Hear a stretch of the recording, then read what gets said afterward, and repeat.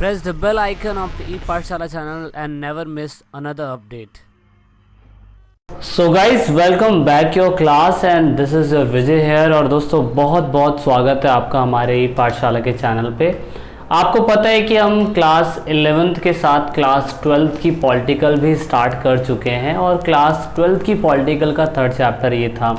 ये वीडियो का तीसरा पार्ट है दोस्तों। इससे पहले हमने वीडियो के 2 पार्ट पहले ही अपलोड कर दिए हैं जिसमें हमने समझाने की कोशिश करी है कि पूरी तरीके से यूएस का वर्चस्व यानी कि हेजेमनी जो है वर्ल्ड की पॉलिटिक्स में कैसी है या कैसी रहेगी। आपने इससे पहले यूएस के 2 पावरफुल और सबसे शक्तिशाली नेताओं के बारे में जो देश के प्रेसिडेंट रहे थे उनके बारे में समझा था और साथ में उनकी डिप्लोमेटिक पॉलिसीज़ के बारे में भी आपने समझने की कोशिश करी थी। आपने देखा था कि कैसे उन लोगों ने अपने वॉर के थ्रू ये समझाने की कोशिश करी थी कैसे वो लोग वर्ल्ड के अंदर अपनी पावर का एक लोहा मनवा सकते थे। तो दोस्तों अब हम इसके अंदर जानने की कोशिश करेंगे the most important terror attack के बारे में जिसने पूरी दुनिया को हिला के रख दिया। दोस्तों ये बात 11 सितंबर 2001 की बात है जिस समय पे अमेरिका की 4 कमर्शियल एयरक्राफ्ट को हाईजैक कर लिया गया था। इतिहास के अंदर वर्ल्ड की मोस्ट पावरफुल नेशन कंट्री जो अमेरिका थी उसको भी चैलेंज दिया गया।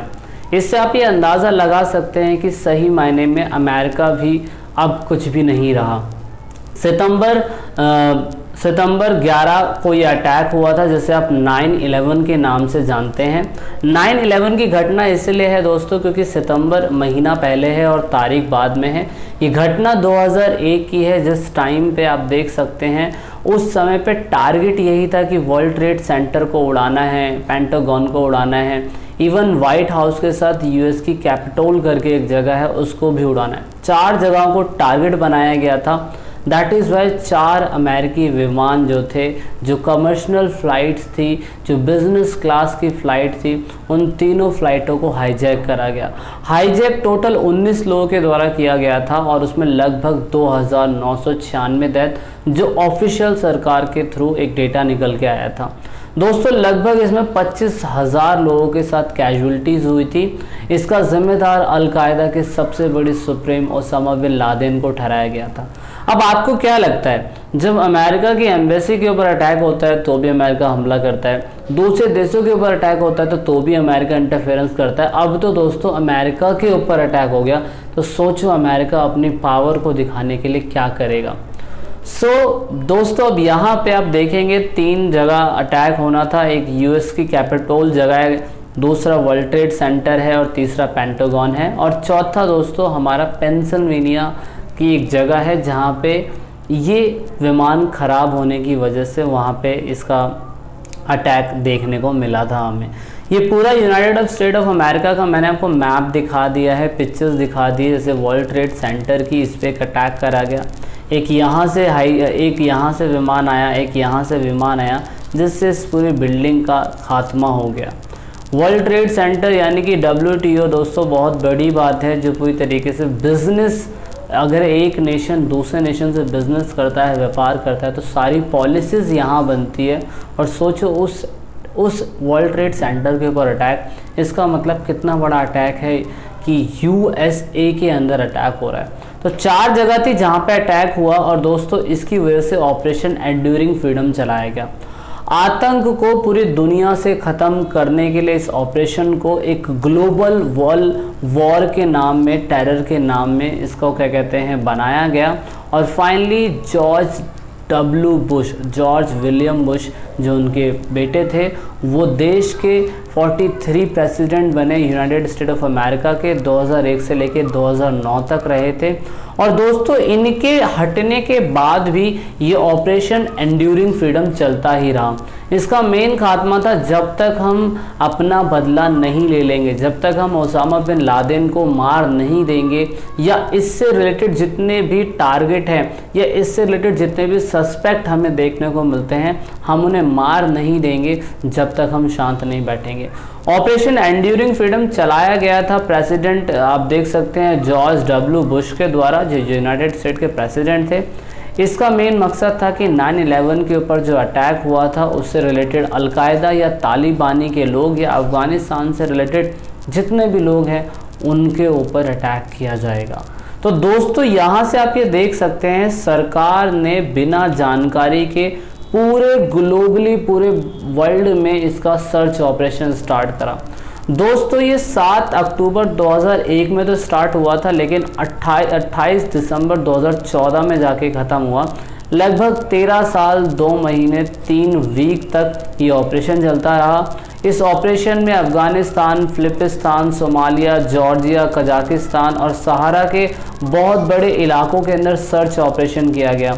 इसमें दोस्तों तालिबानी ग्रुप्स को ज़्यादा सर्च करा गया, नाटो ने पूरी तरीके से उसका साथ दिया और इसमें ओसामा बिन लादेन को मार दिया गया। गिरफ्तारियां अननोन होने लग गई और दोस्तों गिरफ्तारियों के अंदर आप देखेंगे क्यूबा के पास एक छोटा सा गुवेंत बे ना करके एक जेल है। उन जेल के अंदर जितने भी सस्पेक्ट लोगों को रखा जाता था, इसमें अमेरिका को ही पता होता था ये जेल कहाँ है, बाकी अदरवाइज़ पूरी दुनिया में नहीं पता होता था कि जो कैदियों को सस्पेक्ट करके बंद किया जा रहा है या उन पे थोड़ा सा भी शक हो रहा है कि मतलब वर्ल्ड ट्रेड सेंटर के ऊपर इन लोगों ने अटैक करा था, तो उसको भी उठा लिया जा रहा है और बिना किसी देश के परमिशन से। आप देख सकते हैं इस फिल्म के अंदर भी न्यूयॉर्क मूवी जो जॉन इब्राहिम की, कटरीना कैफ की, नील मुकेश की और हमारे लेजेंडरी इरफान खान की जो मूवी है, उस न्यूयॉर्क मूवी में आदित्य चोपड़ा ने भी यही बताने की कोशिश करी है कि न्यूयॉर्क में कैसे जॉन इब्राहिम को सिर्फ इस सस्पेक्ट के बिहाफ पे इतने लंबे समय से गुवेंत बे ना की जेल के अंदर बंद किया गया था। तो आप देख सकते हैं कि अमेरिका अपना बदला लेने के लिए कितने हद तक जा सकता है। तो इससे हम अंदाज़ा लगा सकते हैं कि अमेरिका अपनी पावर को कितना दिखाना चाहता है। ओके, तो इसकी वजह से आप देखेंगे कि ये ऑपरेशन चला और फाइनली गुवेंतबान नेम जो गुप्त जेल है वहाँ पे हिरासत में लोगों को ले जाया गया। यहाँ पे यूएन ने बहुत तरीके से मना करने की कोशिश करी कि आप इतना अनुमति नहीं मिलेगी आपको कि किसी व्यक्ति को आप मतलब मिलने से मना कर देंगे। मान लीजिए कि अगर अपने भारत से किसी सस्पेक्ट व्यक्ति को पकड़ ले जो जिम्मेदार भी नहीं है और आप उसको उठा के लेके जा रहे हैं और आप भारत कुछ नहीं कर पा रहा, तो ये कहीं ना कहीं यूएन का एक नेगेटिव पहलू भी देखने को मिल सकता है।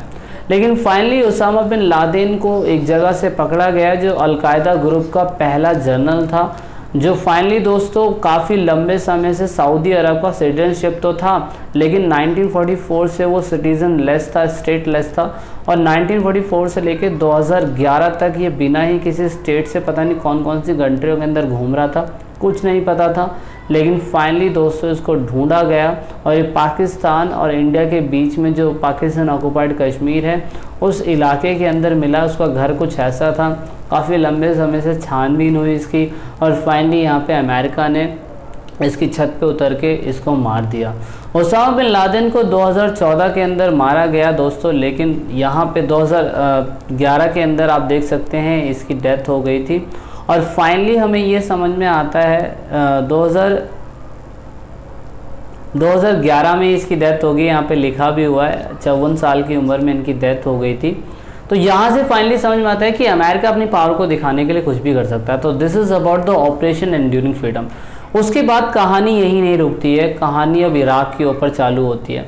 इराक ने अपने पेट्रोल के दाम बहुत ज़्यादा बढ़ा दिए थे और इराक के अंदर आपको पता है सद्दाम हुसैन की सरकार चल रही थी। उनको ख़त्म करने के लिए, उस सरकार को ख़त्म करने के लिए अमेरिका ने 19 मार्च 2003 के दिन और 40 देशों के साथ मिलकर पूरी तरीके से इराक को ख़त्म करने की मुहिम छेड़ दी। ये मुहिम 2003 में चली थी, 2011 तक रही। 8 साल तक इराक के अंदर पूरी तरीके से कब्जा करने के लिए और साथ में वहाँ की गवर्नमेंट जो चल रही थी सद्दाम हुसैन की, उसको हटाने के लिए ऑपरेशन चलाया गया था।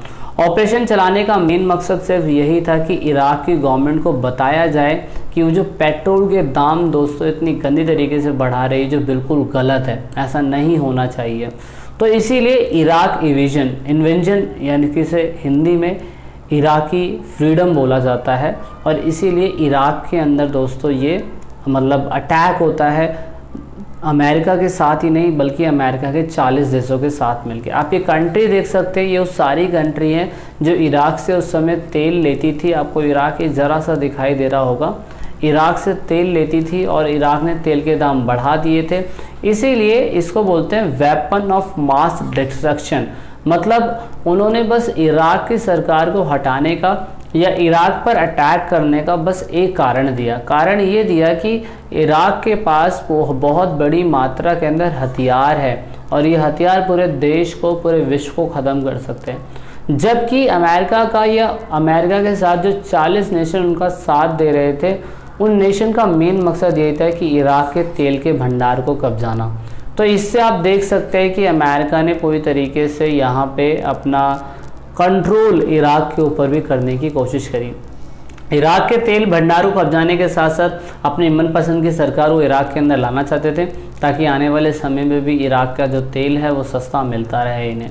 तो फाइनली आप देख सकते हैं कि यहाँ पर ऐसा बोला जाता है कि जब बाद में एविडेंस मिलते हैं तो WMD यानी कि वेपन्स ऑफ मास डिस्ट्रक्शन के कोई सबूत नहीं मिले थे, लेकिन फिर भी क्या कहते हैं उन्होंने इराक के ऊपर अटैक कर दिया, क्योंकि उनका मेन मकसद था इराकी तेल भंडार को कब्जाना। तो जॉर्ज W बुश के सामने आपने देखा होगा कितनी ज़्यादा चुनौतियां आई और इन्होंने कैसे राजनीति का इस्तेमाल करते हुए इराक में लगभग आप देखेंगे उन्होंने अटैक करे। ये सारे वो सैनिक हैं जिसमें जब ये इतने 8 सालों तक युद्ध चला दोस्तों, तो युद्ध चलने के बाद आप देख सकते हैं कि the US invasion of Iraq was both a military and a political failure. Around 3,000 US military personnel were lost and Iraqi casualty were very much higher. मतलब अगर 8 साल तक युद्ध चलता रहा तो इराक को ही लॉस नहीं हुआ, इवन USA को भी बहुत तगड़ा लॉस हुआ। विकीपीडिया के डाटा कुछ और बताते हैं और किताबों के डेटा कुछ और बताते हैं। डेटा मैटर नहीं करते, मैटर ये करता है कि अगर क्या कहते हैं इराक को हराना इतना आसान था तो 40 देशों का इस्तेमाल क्यों करा गया। और 40 देशों का इस्तेमाल करने के बाद भी आप देख सकते हैं कि हर नेशन को अलग अलग कैजुअलिटी होती रही। 2003 में ये वॉर स्टार्ट हुआ था इराक के साथ, 2016-18 तक चला ये, जिसमें लगभग आप देख सकते हैं कि समय समय पे कितनी जानें जाती रही थी, है ना। तो इससे ये पता चला कि फाइनली 2016 को ये वॉर ख़त्म होता है और वॉर ख़त्म होने के बाद सद्दाम हुसैन की सरकार, इवन सद्दाम हुसैन जो वहाँ के प्रेसिडेंट हैं, उनको फांसी दे दी जाती है। तो आप देख सकते हैं कि उन्होंने 2006 के अंदर 2005 के अंदर लगभग क्या कहते हैं वहाँ पे उनको फांसी दे दी जाती है और ये जजमेंट दिया जाता है कि वो सरकार जो चला रहे थे वो बिल्कुल ख़राब चला रहे थे इनका, इसीलिए उनका एनेक्सेशन हो जाता है। So I hope you got so much information from this chapter and बहुत सारे हमने ऑपरेशन पढ़े। इन ऑपरेशन का बताने का मेन मकसद यही था कि कैसे वर्ल्ड की पॉलिटिक्स के अंदर अमेरिका अपनी पावर का इस्तेमाल करती है। तो I hope you got so much information from this chapter and let's meet from the main important portion of this chapter.